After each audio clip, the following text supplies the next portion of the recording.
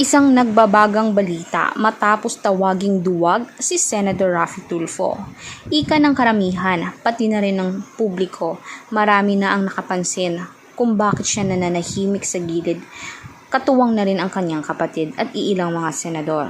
Tila parang nananahimik siya habang naririnig na pinag-uusapan ang mga flood control project, ang mismong mga kurakot na senador, kung saan napunta ang pundasyon ng pera na dapat ay sa proyekto mismo sa bansang Pilipinas isinasagawa ang pera. Pero tila nananahimik siya, tila parang natatakot siya, tila parang ayaw niyang masangkot sa gunlo at baka naman mapunta o mabaling sa kanyang atensyon. Marami na nga ang nakapansin. Ika nga ni na Robin Padilla at ng iilang mga senador, pati na rin ng mga publiko.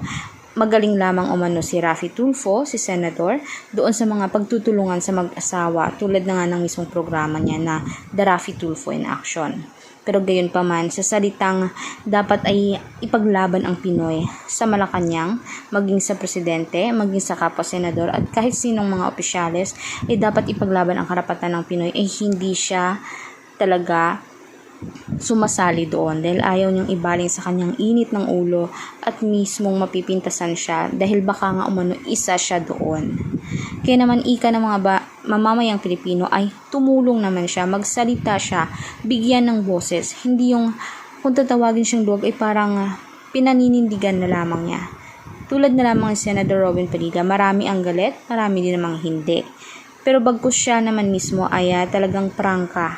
Gusto niyang sabihin yung ganong nasa isip niya, isasabihin talaga niya. Gusto niyang ipagtanggol ang senador na ito ay ipagtatanggol talaga niya.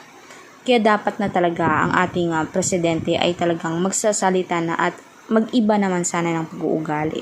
Agree ba kayo dito? Kaya please do subscribe, i-click ang notification bell para lagi kayong updated sa ating showbiz publiko na mismong updates araw-araw. Maraming salamat mga kanetizen.